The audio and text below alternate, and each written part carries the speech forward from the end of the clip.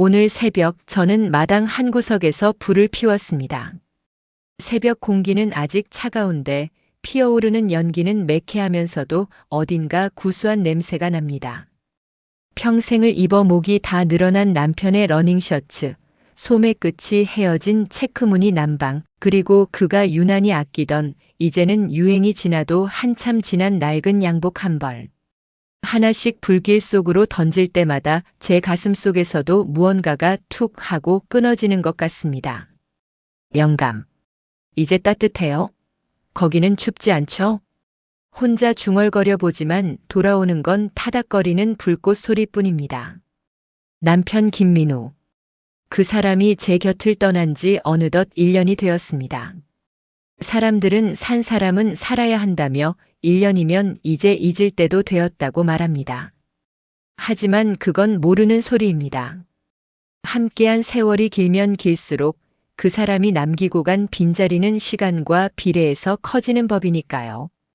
특히나 우리 부부처럼 남들보다 더 험하고 더 애틋하게 사랑했던 사람들에게 이별은 결코 시간으로 치유되는 것이 아닙니다. 불길이 사그라들고 남편의 옷가지가 한 줌의 재로 변했을 때 저는 그 으름 묻은 손을 털고 방으로 들어왔습니다. 텅 빈 집. 이곳은 전라남도 해남 땅끝, 바다가 내려다 보이는 갈매 마을의 끝자락에 있는 낡은 기와집입니다. 우리는 이 집을 오래된 정원이라고 불렀습니다. 봄이면 매화가 눈처럼 날리고 여름이면 담쟁이 넝쿨이 온 집안을 초록으로 뒤덮는 곳. 이곳은 우리 부부가 생애 마지막을 함께 보내기로 약속했던 우리만의 성지이자 안식처였습니다. 남편은 감옥에서 나온 뒤 평생을 이곳에서 흙을 만지며 살았습니다. 도시의 소음도 사람들의 따가운 시선도 없는 이곳에서 그는 비로소 숨을 쉬는 것 같았습니다. 저는 방 안을 둘러보다가 남편이 쓰던 작은 서재로 들어갔습니다. 말이 서재지 그저 책 몇 권과 낡은 책상이 놓인 좁은 골방입니다. 주인이 떠난 방은 주인보다 더 쓸쓸해 보입니다. 책상 위에는 그가 매일 쓰던 돋보기 안경이 그대로 놓여 있고 잉크가 말라버린 만년필도 제자리를 지키고 있습니다. 저는 걸레를 들고 먼지가 뽀얗게 앉은 책장을 닦기 시작했습니다. 그러다 문득 책장 가장 아래 칸 구석에 처박혀 있던 낡은 나무 상자 하나가 눈에 들어왔습니다. 사과 궤짝을 뜯어 만든 듯 투박한 나무 상자. 평소 남편은 이 상자를 내 보물 상자라고 부르며 제가 청소를 하려 할 때마다 이건 건드리지 마, 내 추억들이야. 하고 멋쩍게 웃으며 막아서곤 했습니다. 그때는 그저 옛날 사진이나 잡동사니를 모아두었거니 생각했습니다. 그런데 이제 주인도 없는 물건, 대체 무엇을 그토록 소중하게 간직했나 싶어 호기심이 일었습니다. 상자를 꺼내는데 묵직한 무게가 손끝으로 전해졌습니다. 뚜껑을 열자 퀴퀴한 종이 냄새와 함께 알 수 없는 그리움의 냄새가 훅 끼쳐왔습니다. 저는 저도 모르게 탄식을 내뱉고 말았습니다. 그 안에는 돈다발도 금부치도 아니었습니다. 누렇게 변색된 편지 봉투들이 마치 벽돌을 쌓아 올린 것처럼 빽빽하게 정말 빈틈없이 가득 차 있었습니다. 봉투 겉면에는 낯익으면서도 낯선 글씨체로 수신인이 적혀 있었습니다. 사랑하는 아내 박영순에게 보고 싶은 영순아, 나의 영원한 정원 영순 씨 보시오. 수백 통. 아니, 어쩌면 1000통이 넘을지도 모르는 편지들. 하지만 그 편지들에는 우표가 붙어 있지 않았습니다. 소인이 찍히지 않은 세상의 빛을 보지 못한 편지들. 발신인은 대전교도소 수용번호 4444 김민우. 가슴이 철렁 내려앉았습니다. 심장이 쿵쾅거려 숨을 쉴 수가 없었습니다. 이것은 그가 20년의 수감 생활 동안 차마 저에게 붙이지 못하고 그 차가운 독방에서 홀로 쓰고 또 썼던 독백들이었습니다. 왜 붙이지 못했을까요? 검열이 두려워서였을까요? 아니면 감옥에 있는 자신이 저에게 짐이 될까봐 차마 닿을 수 없는 그리움을 종이에 꾹꾹 눌러 담아 사겨야만 했던 걸까요? 저는 떨리는 손으로 맨 위에 놓인 편지 한 통을 집어들었습니다. 종이는 바삭거릴 정도로 말라 있었고 잉크 자국은 세월에 번져 흐릿했습니다. 봉투에 적힌 날짜는 1985년 12월 24일. 크리스마스 이브. 그가 감옥에 갇힌 지 딱 5년이 되던 해였습니다. 딸 지은이가 5살이 되던 해이기도 했습니다. 저는 자리에 주저앉아 떨리는 손으로 봉투를 뜯었습니다. 영순아, 오늘 이곳 대전에는 눈이 내린다. 철창 밖으로 보이는 세상은 온통 하얀색인데 내 방은 시멘트 벽뿐이구나. 내가 있는 그곳에도 눈이 오니? 우리 지은이는 이제 5살이 되었겠구나. 아빠 얼굴도 모르는 내 딸. 밥은 잘 먹는지, 감기는 안 걸렸는지, 혹시 압이 없는 자식이라고 밖에서 놀림이나 당하지는 않는지. 보고 싶다. 사무치게 보고 싶다. 내 뼈가 녹아내릴 만큼 내가 보고 싶다. 하지만 영순아, 나는 오늘도 너에게 이 편지를 붙이지 못한다. 무기수 남편을 둔 아내라는 멍해를 내 손으로 또다시 씌울 수는 없으니까. 내가 면회 올 때마다 나는 일부러 차갑게 굴었지. 다시는 오지 말라고, 딴 놈 만나서 시집가라고, 내 인생에서 제발 좀 꺼지라고 모진 소리를 했지. 그렇게 돌아서서 나가는 너의 뒷모습을 보며 내가 이 독방에서 얼마나 가슴을 치며 울었는지 너는 모를 거다. 차라리 나를 잊어라. 나를 욕하고 저주하고 제발 좋은 사람 만나서 보란듯이 행복하게 살아라. 하지만 영순아, 이기적인 놈이라 욕해도 좋다. 꿈속에서라도 한 번만, 딱 한 번만 너를 안아보고 싶다. 따뜻한 내 품에서 단 하루만이라도 평범한 지아비로 잠들고 싶다. 사랑한다. 사랑한다. 내 목숨보다 더 사랑한다. 편지를 읽던 저는 결국 바닥에 엎드려 통곡하고 말았습니다. 가슴을 쥐어뜯으며 짐승처럼 울부짖었습니다. 그 사람은 알았을까요? 70 넘은 할망구가 된 제가 그가 떠난 지 1년이 지나서야 이 편지를 읽으며 이렇게 창자가 끊어지는 아픔을 느끼고 있다는 것을. 그는 저에게 잊으라 했지만 저는 그를 잊지 못했습니다. 아니, 잊을 수 없었습니다. 제 인생의 봄날은 그 사람과 함께 시작되었고 제 인생의 겨울도 그 사람과 함께 저물어가고 있으니까요. 지금부터 제가 들려드릴 이야기는 단순히 한 남녀의 사랑 타령이 아닙니다. 시대가 우리를 갈라놓았고 세상이 우리에게 돌을 던졌지만 끝내 서로를 놓지 않았던 미련하고도 끈질긴 저와 제 남편의 전쟁 같은 사랑 이야기입니다. 그리고 40년 만에야 비로소 알게 된 그 사람의 깊고 슬픈 진심에 대한 저의 뒤늦은 답장입니다. 기억의 시계를 45년 전으로 돌려봅니다. 1980년. 대한민국 역사에서 가장 뜨겁고 가장 잔인했던 그해 여름. 그때 저는 28살의 꽃다운 처녀였습니다. 서울에서 대학을 갓 졸업하고 부푼 꿈을 안고 첫 발령지로 내려온 새내기 미술교사였지요. 제가 발령받은 곳은 이곳 전라남도 갈매마을이었습니다. 그때만 해도 이곳은 버스가 하루에 2번밖에 들어오지 않는 깡촌 중의 깡촌이었습니다. 하지만 저는 이 마을이 참 좋았습니다. 눈을 돌리면 푸른 산등성이가 병풍처럼 둘러쳐져 있고 고개를 넘으면 은빛 바다가 반짝이는 곳. 무엇보다 아이들의 눈망울이 소처럼 맑았던 곳이었으니까요.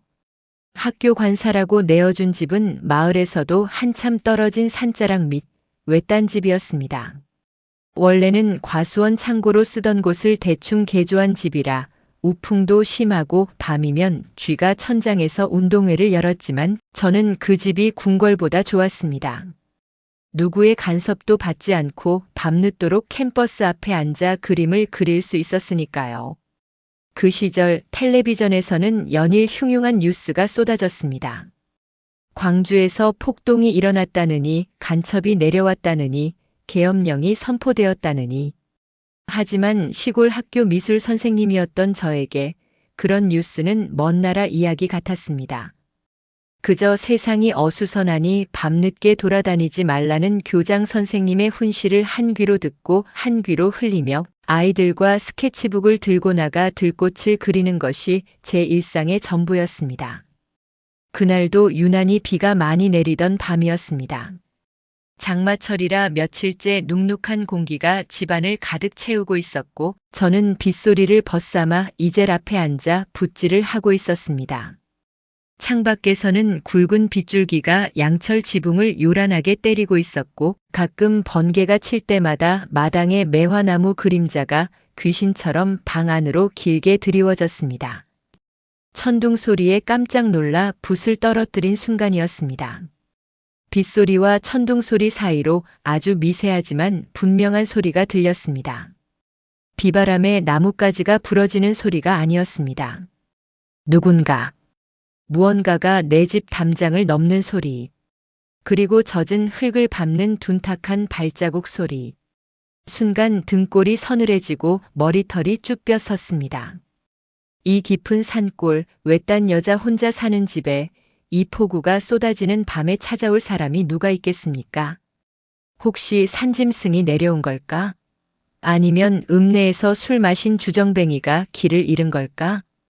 공포심이 목구멍까지 차올랐습니다.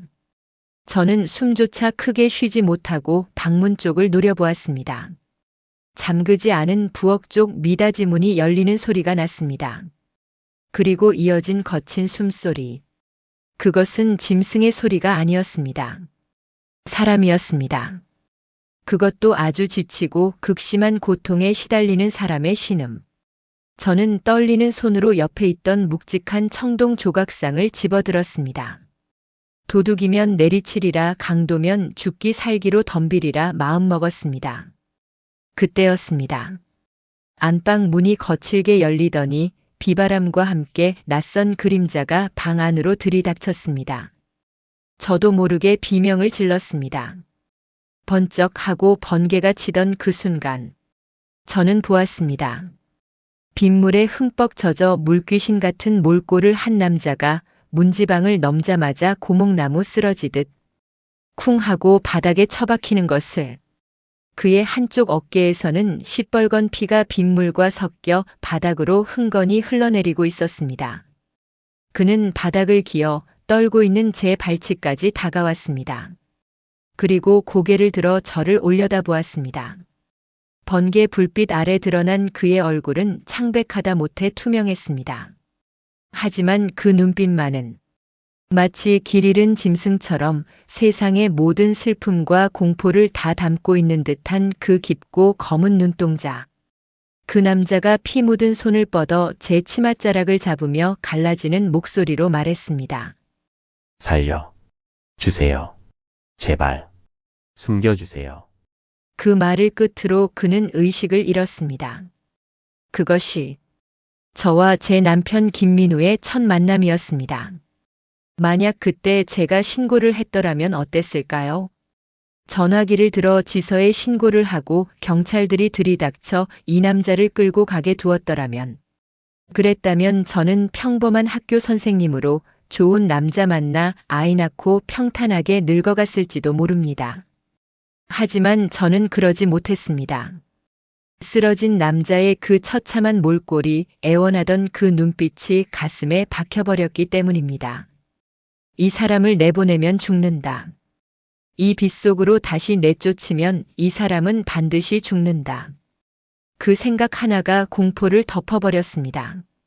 저는 떨리는 손으로 방문을 걸어 잠그고 수건과 대야를 가져왔습니다. 그리고 낯선 남자의 찢어진 셔츠를 벗겨내고 피범벅이 된 상처를 닦아내기 시작했습니다. 그가 누구인지, 왜 쫓기고 있는지, 내가 지금 무슨 엄청난 짓을 저지르고 있는지 아무것도 생각하지 않았습니다. 아니, 생각할 겨를이 없었습니다. 그저 살려야겠다는 본능. 이 가여운 생명을 어떻게든 살려야겠다는 알 수 없는 모성애 같은 것이 제 안에서 꿈틀거렸습니다. 그날 밤, 저는 알지 못했습니다. 제가 닦아내고 있는 이 핏물이 앞으로 제가 흘려야 할 피눈물의 예고편이라는 것을. 그리고 제 품에 쓰러진 이 남자가 제 인생을 송두리째 뒤흔들고 평생을 그리움이라는 감옥 속에 가두게 될 사람이라는 것을요. 운명은 그렇게 폭우가 쏟아지던 여름밤에 도둑처럼 저를 찾아왔습니다. 그날 밤 그 사람이 쓰러진 이후로 제 집은 더 이상 저 혼자만의 공간이 아니었습니다. 그는 사흘을 꼬박 앓았습니다. 상처가 깊어서였는지 아니면 도망 다니며 쌓인 긴장과 공포가 한꺼번에 터져서였는지 그는 불덩이 같은 몸으로 헛소리를 해대며 끙끙 앓았습니다. 저는 학교에 병가를 냈습니다. 혹시라도 누가 찾아올까봐 대문을 걸어 잠그고 창문에는 검은 담요를 두 겹으로 쳐서 빛이 새어나가는 것을 막았습니다. 방 한 구석에 요강을 들여놓고 밤이면 우물가에서 찬물을 길어다 그 사람의 이마와 몸을 닦아주었습니다. 그의 몸은 상처투성이었습니다. 어깨에 찢어진 상처뿐만 아니라 등과 다리 곳곳에 퍼렇게 멍이 들어 있었습니다. 그 멍 자국들을 닦아내며 저는 알 수 없는 눈물을 흘렸습니다. 이 사람이 대체 무슨 죄를 지었길래 젊은 나이에 왜 이토록 쫓기고 맞으며 살아야 하는지. 그저 닦아주고 또 닦아주는 것 말고는 제가 할 수 있는 일이 없었습니다. 나흘째 되던 날 새벽이었습니다. 부엌에서 미음을 끓여 방으로 들어갔을 때 그가 눈을 뜨고 저를 쳐다보고 있었습니다. 열이 내린 맑은 눈동자. 그 깊고 그윽한 눈빛과 마주친 순간 저는 들고 있던 쟁반을 떨어뜨릴 뻔했습니다. 물.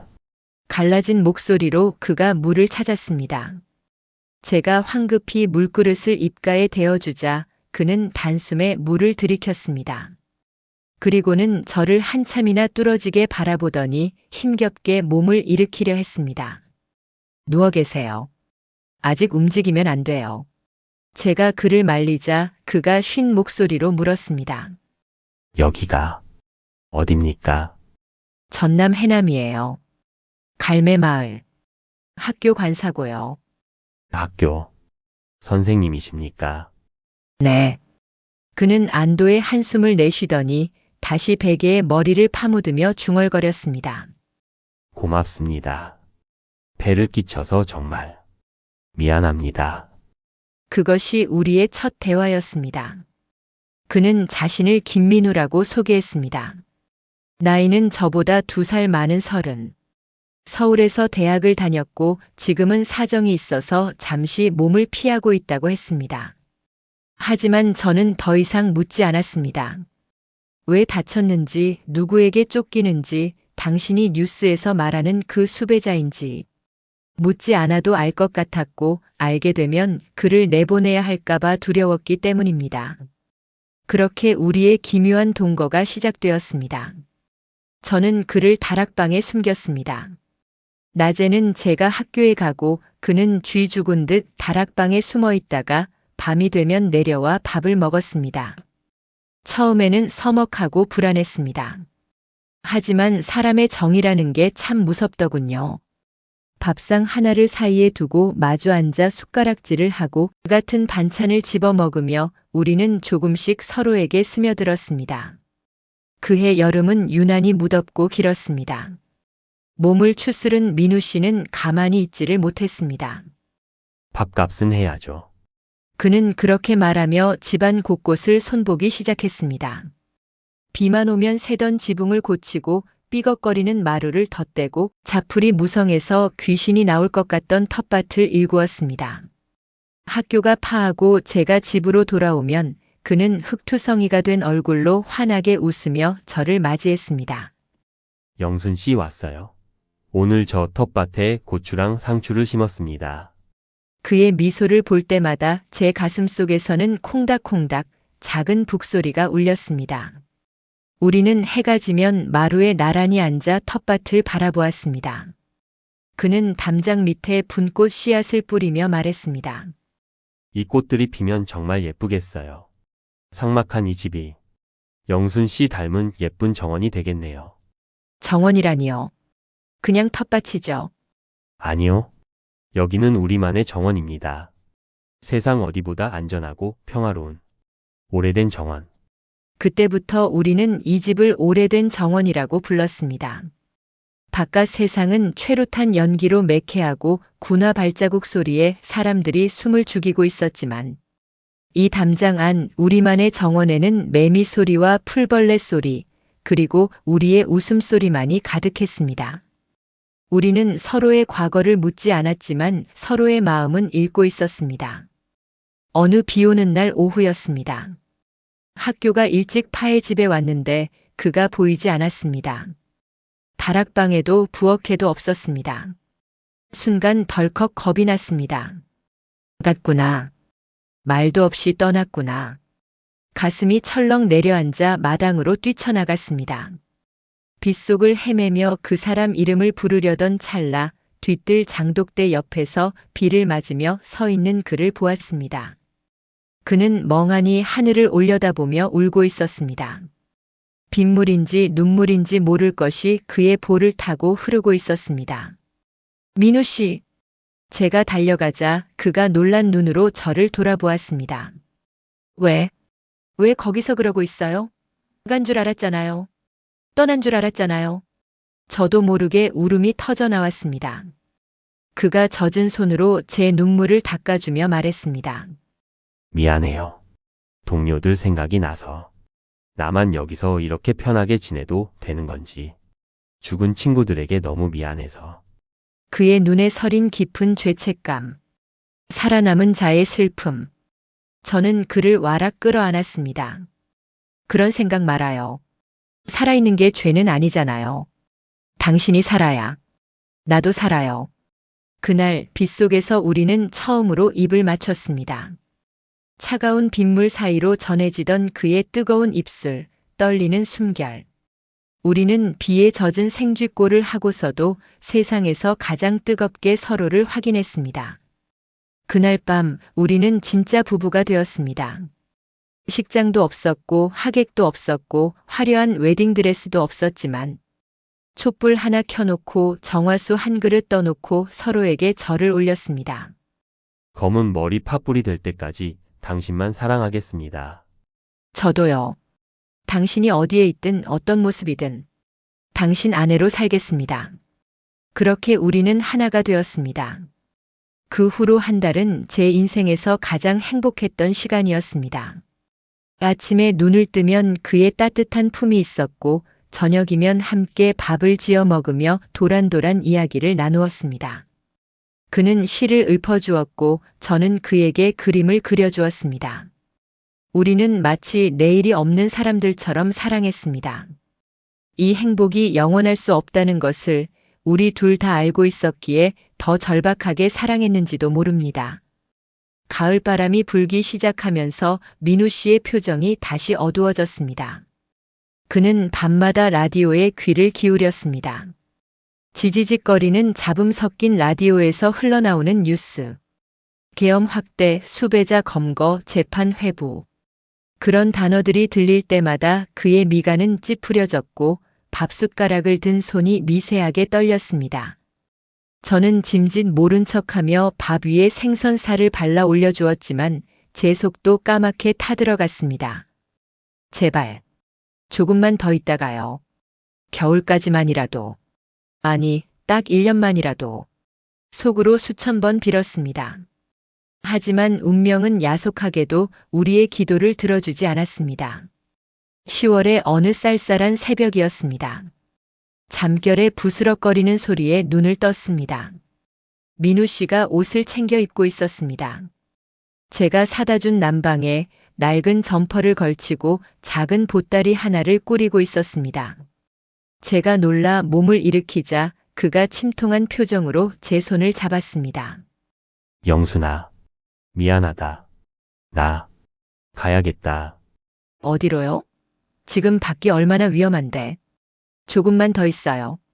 네? 더 이상 여기 있으면 너까지 위험해져. 내 소재를 파악했다는 첩보가 도는 것 같아. 내가 여기서 잡히면 널 숨겨준 죄까지 덮어쓰게 돼. 그건 안 돼. 그는 단호했습니다.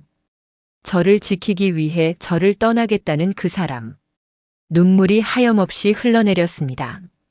그럼 나도 데려가요. 어디든 같이 가요. 아니야. 넌 여기 남아야 해. 학교도 계속 다녀야 하고. 넌 내 삶을 살아야지. 그는 제 얼굴을 감싸 쥐고 이마에 깊게 입을 맞췄습니다. 영순아. 약속할게. 꼭 살아서 돌아올게. 10년이 걸리든 20년이 걸리든. 반드시 살아서 너한테 다시 올게. 그러니까. 나 잊지 말고 기다려줘. 응? 그의 눈에 고인 눈물이 제 볼 위로 떨어졌습니다. 그는 품속에서 꼬깃꼬깃한 쪽지 하나를 꺼내 제 손에 쥐어주었습니다. 서울 내 본가 주소야. 혹시라도 급한 일 생기면 여기로 연락해. 그리고 이거. 그는 자신이 차고 있던 낡은 손목 시계를 풀어 제 손목에 채워주었습니다. 내 분신이라고 생각하고. 힘들 때마다 이거 보면서 힘내. 새벽 안개가 자욱한 마당. 그는 뒤도 돌아보지 않고 대문을 나섰습니다. 그의 뒷모습이 안개 속으로 사라질 때까지 저는 대문 기둥을 붙잡고 주저앉아 소리 없는 비명을 질렀습니다. 가지 마요. 제발 가지 마요. 그것이 우리의 첫 번째 이별이었습니다. 그가 떠난 뒤 집은 텅 빈 무덤 같았습니다. 그가 고쳐놓은 마루, 그가 일궈놓은 텃밭, 그가 심어놓은 분꽃. 모든 곳에 그 사람의 손길이 묻어 있어 숨을 쉴 때마다 가슴이 찢어지는 것 같았습니다. 저는 학교에 가서도 멍하니 창밖만 바라보았고 바발이 모래알처럼 씹혀 넘길 수가 없었습니다. 그리고 한 달 뒤, 우려하던 일이 현실이 되었습니다. 저녁 뉴스에서 그 사람의 얼굴을 보았습니다. 주요 수배자 일당 검거. 수갑을 차고 고개를 숙인 채 끌려가는 남자. 비쩍 마른 얼굴, 헝클어진 머리. 하지만 분명 내 남편 김민우였습니다. 저는 텔레비전 앞을 기어가 브라운관을 어루만지며 통곡했습니다. 잡혔구나. 결국 잡혔구나. 이제 어떡하나. 우리 민우 씨 이제 어떡하나. 며칠 뒤 신문에는 그에게 무기징역이 구형되었다는 기사가 실렸습니다. 무기징역. 죽어서야 나올 수 있다는 기약 없는 감옥살이. 하늘이 무너지고 땅이 꺼지는 절망 속에서 저는 며칠을 식음을 전폐하고 누워 있었습니다. 차라리 죽어버릴까. 그 사람 없는 세상 살아서 뭐하나. 약이라도 먹고 확 죽어버리면 이 고통이 끝날까. 나쁜 마음을 먹고 쥐약을 사러 읍내로 나가려던 참이었습니다. 갑자기 속이 뒤집어질 듯 메스꺼워 오더니 헛구역질이 멈추질 않았습니다. 어지러워 벽을 짚고 주저앉았습니다. 설마, 혹시나 하는 마음에 떨리는 가슴을 안고 읍내 산부인과를 찾았습니다. 나이 지긋한 의사 선생님이 청진기를 대보더니 안경 너머로 저를 보며 말했습니다. 축하합니다. 세댁. 임신이네요. 네. 순간 멍해졌던 머릿속에 번개 같은 깨달음이 스쳤습니다. 그 사람이 빗속에서 울던 날. 우리가 처음으로 하나가 되었던 그날. 하느님, 감사합니다. 죽지 말라고 살아야 한다고. 그 사람이 저에게 남기고 간 마지막 선물이었습니다. 병원 문을 나서는데 쌀쌀한 가을바람 대신 훈훈한 기운이 저를 감싸는 듯 했습니다. 배에 손을 얹었습니다. 아직은 아무것도 느껴지지 않는 납작한 배였지만 그 안에서 콩닥거리는 작은 생명이 저에게 말을 거는 것 같았습니다. 저는 눈물을 닦고 주먹을 꽉 쥐었습니다. 죽을 수 없다. 아니, 죽어서는 안 된다. 이 아이는 민우 씨의 핏줄이다. 그 사람이 목숨 걸고 지키려 했던 사랑의 증거다. 내가 이 아이를 지켜야 한다. 그때부터 저는 독해지기로 마음먹었습니다. 학교에는 사표를 냈습니다. 보수적인 시골 마을에서 처녀가 아비 없는 자식을 낳아 기른다는 건 상상조차 할 수 없는 일이었으니까요. 손가락질 받는 건 두렵지 않았지만 혹시라도 이 아이 때문에 감옥에 있는 그 사람에게 해가 될까봐 그게 더 두려웠습니다. 저는 짐을 쌌습니다. 그 사람과의 추억이 서린 갈매 정원을 뒤로하고 아무도 저를 모르는 낯선 도시로 숨어들었습니다. 그때 제 짐 가방 속에는 그가 남기고 간 낡은 책 한 권과 제 손목에 채워준 시계, 그리고 배 속의 아기. 그것이 전 재산이었습니다. 낯선 도시에서의 삶은 전쟁이었습니다. 식당 설거지, 남의 집 빨래, 공장 미싱 보조. 임산부가 할 수 있는 일이라면 닥치는 대로 했습니다. 배가 불러올 때는 복대로 꽁꽁 동여매고 만삭이 되어서도 찬물에 손을 담그며 일했습니다. 밤이면 퉁퉁 부은 다리를 주무르며 창밖의 달을 보며 그 사람에게 말을 걸었습니다. 여보, 보고 있어요? 나 이렇게 잘 살고 있어요. 우리 아가 오늘 발차기 했어요. 당신 닮아서 아주 힘이 장사해요. 당신은 거기서 아프지 말아요. 제발 죽지 말고 살아만 있어요. 내가 우리 아가랑 같이 당신 기다릴 테니까. 이듬해 여름 매미 소리가 요란하던 날. 저는 새방 단칸방에서 혼자 탯줄을 끊으며 딸 지은이를 낳았습니다. 눈매가 아빠를 쏙 빼닮은 눈망울이 소처럼 맑은 아이였습니다. 그 핏덩이를 품에 안고 맹세했습니다. 내 남자가 돌아오는 날, 세상에서 가장 당당하고 자랑스러운 모습으로 이 아이와 함께 그를 맞이하겠다고. 그렇게 기약 없는 하지만 희망을 버리지 않은 저의 기나긴 기다림의 세월이 시작되었습니다. 그렇게 시작된 저의 홀로 썩이는 지독한 전쟁이었습니다. 아이를 낳고 산후조리는커녕 퉁퉁 부은 몸을 이끌고 미싱 앞에 앉아야 했습니다. 등에는 핏덩이 같은 지은이를 업고 밤새 재봉틀을 돌리며 졸음을 쫓았습니다. 재봉틀 돌아가는 소리가 마치 제 인생이 굴러가는 소리 같았습니다. 아이가 배고파 울면 젖을 물리고 젖이 나오지 않으면 맹물을 끓여 먹이며 그렇게 하루하루를 버텼습니다. 사람들의 시선은 차가웠습니다. 등 뒤에서 수군거리는 소리가 비수처럼 날아와 꽂혔지만 저는 이를 악물고 모른 척했습니다. 내가 무너지면 우리 지은이도 무너진다. 내 남편 김민우가 돌아올 때까지 이 아이만큼은 보란 듯이 세상 그 누구보다 반듯하게 키워내리라. 그 오기 하나가 저를 지탱해준 유일한 버팀목이었습니다. 세월은 야속하게도 참 빨리 흘렀습니다. 걸음마를 하던 지은이가 초등학교에 들어가고 어느새 교복을 입은 중학생이 되었습니다. 아이는 자라면서 아빠를 찾지 않았습니다. 어린 마음에 눈치를 챘던 걸까요? 아니면 아빠 없는 빈자리를 채우려 밤낮으로 일하는 엄마가 안쓰러웠던 걸까요? 지은이는 그저 묵묵히 제 곁을 지키는 속 깊고 조용한 딸로 자라주었습니다. 하지만 사춘기가 되면서 아이의 눈빛이 흔들리기 시작했습니다. 어느 날 저녁 밥상머리에서 지은이가 숟가락을 내려놓으며 물었습니다. 엄마? 내 아빠 정말 죽은 거 맞아? 심장이 덜컥 내려앉았습니다. 저는 아이에게 아빠가 교통사고로 일찍 돌아가셨다고 거짓말을 해왔으니까요. 왜 갑자기 그런 걸 묻니? 친구들이 그래. 아빠 없으면 호적 등본 떼오라고. 근데 엄마 왜 나는 아빠 얼굴도 몰라? 사진 한 장이 없어? 나 정말 아빠 딸 맞아? 아이의 눈에서 굵은 눈물이 뚝뚝 떨어졌습니다. 저는 밥그릇을 쥔 손을 부들부들 떨었습니다. 말해주고 싶었습니다. 내 아빠는 살아있다고. 아주 훌륭하고 정의로운 사람인데 시대가 너무 나빠서 지금 감옥이라는 곳에 갇혀있다고. 하지만 차마 입이 떨어지지 않았습니다. 살인죄, 무기징역. 그 무시무시한 낙인을 어린 딸에게 어떻게 설명할 수 있겠습니까? 저는 그날 딸을 끌어안고 하염없이 울기만 했습니다. 미안해.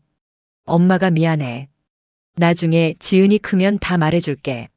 조금만 기다려줘. 그렇게 우리는 서로의 상처를 보듬으며 아빠라는 단어를 금기어처럼 가슴속에 묻어두고 살았습니다. 한편 감옥에 있는 남편에게는 계절마다 편지를 썼습니다. 물론 붙이지는 못했습니다. 면회를 가면 그가 불호령을 내리며 쫓아냈으니까요. 오지 마. 다시는 오지 마. 나 죽은 사람 취급하고 너 갈 길 가란 말이야. 유리병 너머로 고래고래 소리를 지르는 그의 눈에는 저에 대한 미움이 아닌 피눈물이 고여 있다는 걸 저는 알았습니다. 그래서 저는 편지를 쓰는 대신 1년에 딱 한 번 그의 생일날 교도소 담벼락을 찾아갔습니다.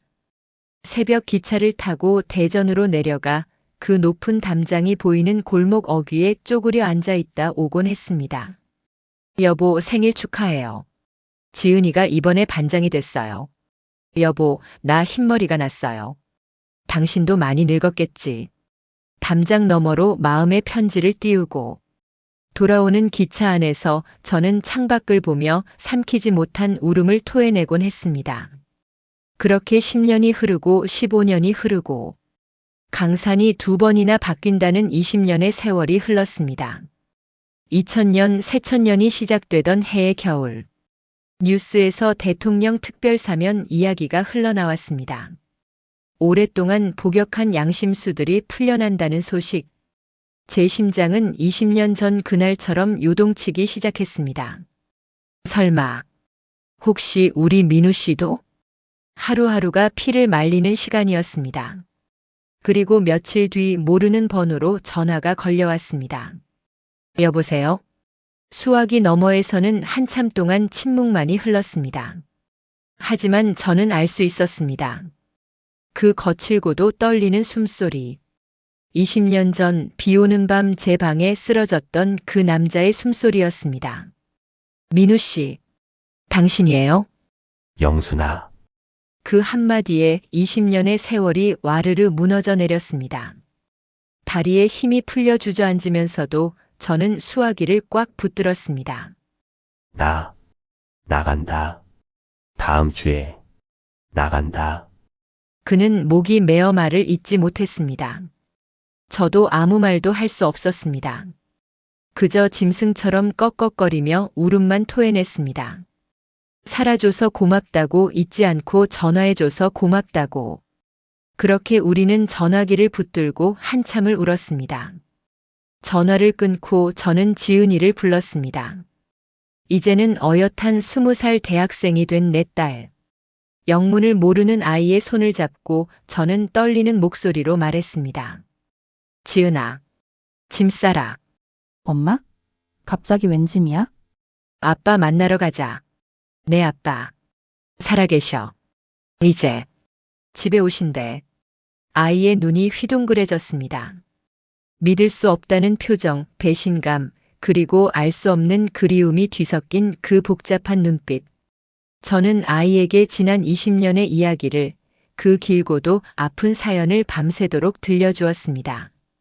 우리가 얼마나 사랑했는지, 왜 헤어져야 했는지, 아빠가 너를 얼마나 보고 싶어 했는지.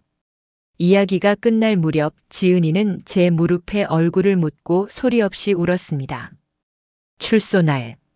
우리는 그가 나온다는 대전교도소가 아닌 전남 해남으로 향했습니다. 그가 전화로 그랬거든요. 교도소 앞은 싫어. 기자들도 올 거고. 나는 조용히 너랑만 만나고 싶어. 우리 거기서 보자. 우리가 처음 만났던 곳, 우리 집. 갈매 정원에서. 20년 만에 찾은 갈매 마을. 폐가가 다 되었을 거라 생각했던 그 집은 놀랍게도 옛 모습을 간직하고 있었습니다. 마을 사람들이 가끔 손을 봐준 덕분인지 마당의 매화나무는 여전히 꿋꿋하게 서 있었고 담쟁이 넝쿨은 집 전체를 포근하게 감싸고 있었습니다. 우리는 마루를 닦고 밥을 안 쳤습니다. 그가 좋아했던 된장찌개를 끓이고 갓 지은 하얀 쌀밥을 퍼담았습니다. 20년 전 그날처럼 해질녘이 되자 마을 어귀에서 흙먼지를 일으키며 택시 한 대가 들어왔습니다. 마루에 앉아있던 저는 벌떡 일어났습니다. 심장이 터질 것 같아 숨을 쉴 수가 없었습니다. 택시 문이 열리고 한 남자가 내렸습니다. 회색 양복을 입은 백발이 성성한 노신사. 세월의 풍파에 어깨는 조금 굽었고 얼굴에는 깊은 주름이 패어 있었지만 그 눈빛, 20년 전 빗속에서 저를 바라보던 그 맑고 슬픈 눈빛만은 그대로였습니다. 그는 대문을 들어서지 못하고 한참이나 집을 올려다보았습니다. 그리고 마루에 서 있는 저를 발견하고는 입술을 파르르 떨었습니다. 민우 씨! 저는 고무신이 벗겨지는 줄도 모르고 맨발로 마당을 가로질러 달려갔습니다. 그의 품에 와락 안기자 20년 묵은 그리움의 냄새가 훅 끼쳐왔습니다. 오래된 종이 냄새, 그리고 옅은 스킨 냄새. 고생했다. 고생했어. 미안하다, 영순아. 그는 제 등을 어루만지며 어린아이처럼 울었습니다. 저도 그의 가슴을 주먹으로 치며 통곡했습니다. 왜 이제 왔어요? 왜 이렇게 늦게 왔어요? 나 너무 힘들었어요, 여보. 한참을 그렇게 서로를 안고 울고 있는데 마루 기둥 뒤에서 인기척이 느껴졌습니다. 지은이었습니다. 처음 보는 아빠의 모습에 낯설어하며 차마 다가오지 못하고 숨어있던 아이. 민우 씨가 고개를 들어 지은이를 보았습니다. 순간 그의 눈동자가 심하게 흔들렸습니다. 자신을 쏙 빼닮은 20살의 처녀. 그가 떨리는 손을 뻗으며 한 발짝 다가갔습니다. 내가 지은이니? 지은이는 입술을 깨물며 고개를 끄덕였습니다. 민우 씨는 다리에 힘이 풀린 듯 그 자리에 무릎을 꿇었습니다. 그리고 땅을 치며 오열했습니다. 아가, 내 아가. 이 못난 애비를 용서해라. 널 한 번도 안아주지 못해서, 너 크는 것도 지켜보지 못해서 정말 미안하다. 그 처절한 울음소리가 갈매 정원을 가득 메웠습니다. 지은이가 천천히 다가와 무릎 꿇은 아빠의 어깨를 감싸 안았습니다. 부녀는 서로를 부둥켜 안고 덩어리처럼 엉겨 울었습니다. 저는 그 모습을 뒤에서 지켜보며 하염없이 흐르는 눈물을 닦았습니다. 20년의 한이, 20년의 서름이 저 눈물에 씻겨 내려가고 있었습니다.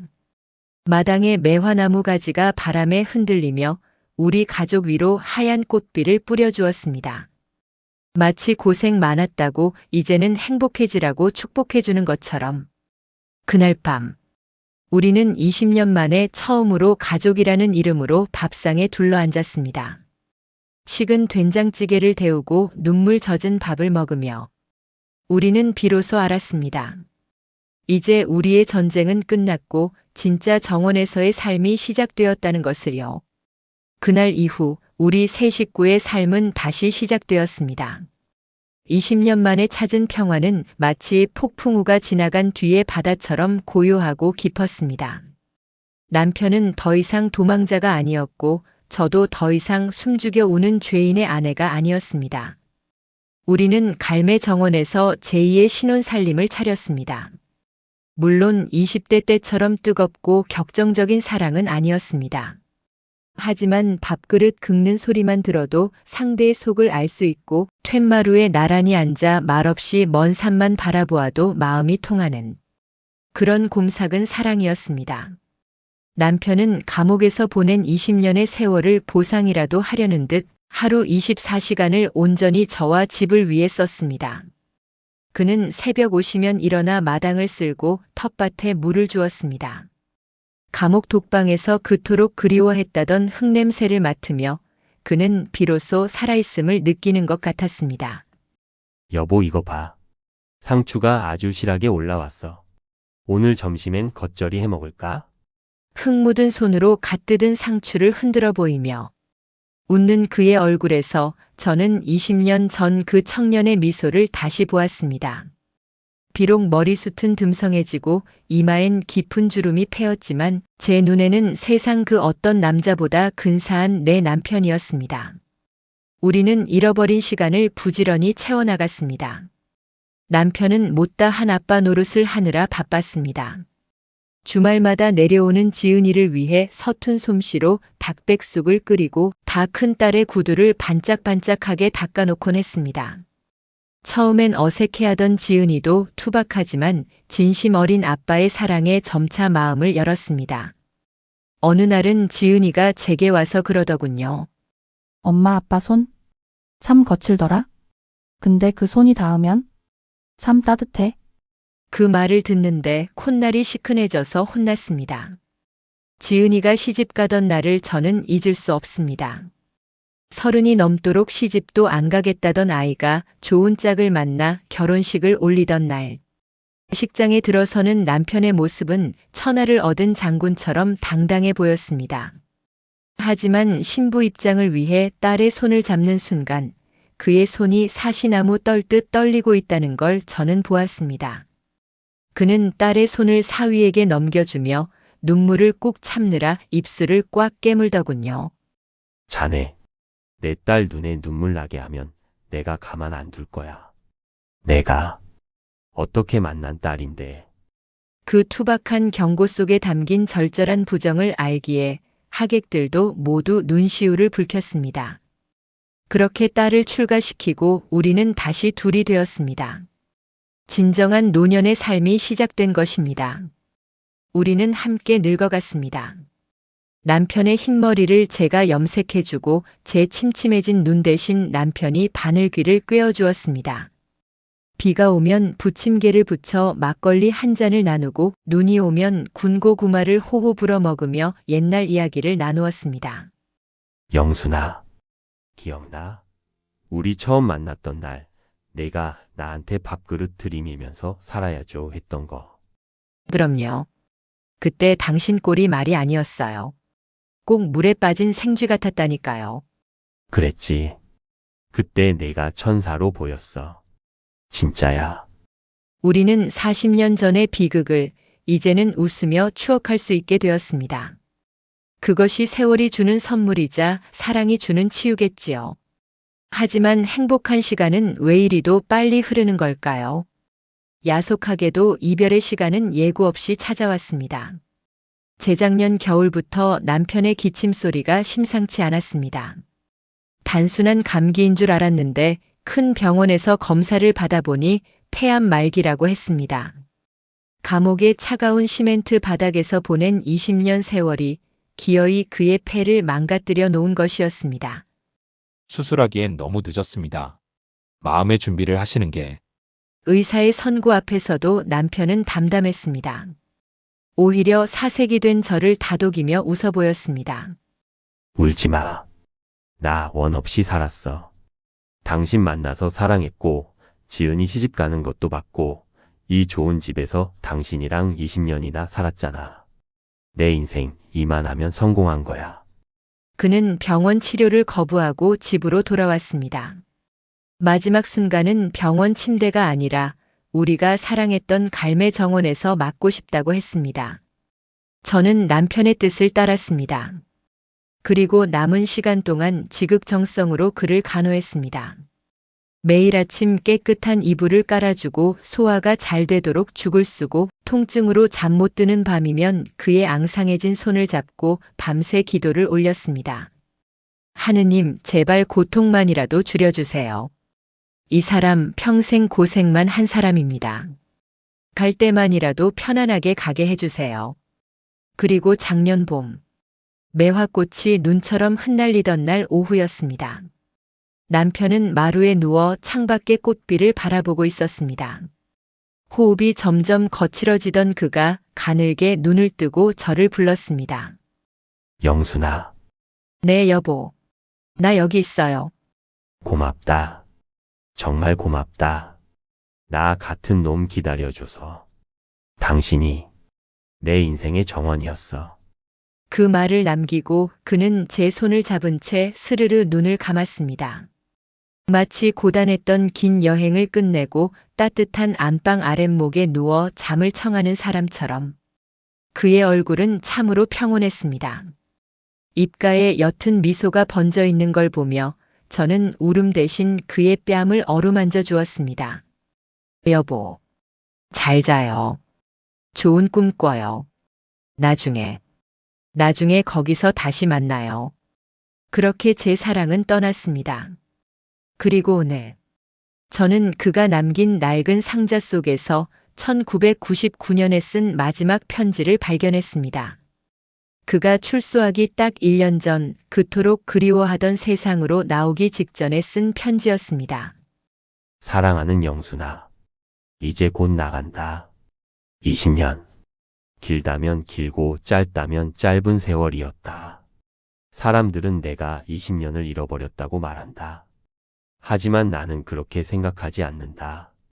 이 차가운 독방에서도 내가 미치지 않고 죽지 않고 버틸 수 있었던 건 오로지 너라는 희망이 있었기 때문이다.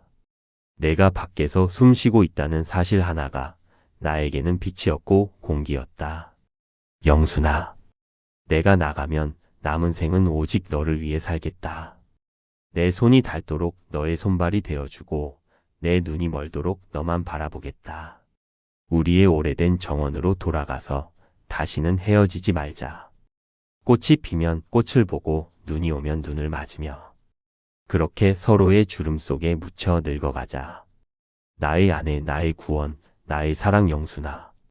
고맙다. 그리고 사랑한다. 편지를 덮으며 저는 하늘을 올려다보았습니다. 파란 하늘에 남편의 얼굴이 구름처럼 떠오릅니다. 그는 약속을 지켰습니다. 지난 20년 동안 그는 저에게 최고의 남편이었고 최고의 친구였습니다. 비록 몸은 떠났지만 그의 사랑은 이 편지들 속에 그리고 이 정원 곳곳에 여전히 살아 숨쉬고 있습니다.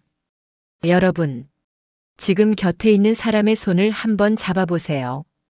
따뜻한가요? 그렇다면 당신은 세상에서 가장 행복한 사람입니다.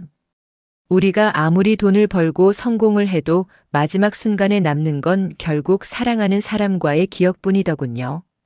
미우나 고우나 내 옆을 지켜주는 그 사람이 바로 당신의 정원입니다. 조금 서운한 게 있어도 조금 모자란 게 있어도 오늘 밤엔 고맙다, 사랑한다, 따뜻한 말 한마디 건네보시는 건 어떨까요? 저처럼 나중에 붙이지 못한 편지를 읽으며 가슴 치지 마시고요. 제 긴 이야기를 들어주셔서 감사합니다. 부디 여러분의 가정에도 저희 부부의 뒤늦은 평화와 사랑이 깃들기를 바랍니다. 구독과 좋아요를 눌러주시면 홀로 남은 제게 큰 위로와 힘이 될 것 같습니다.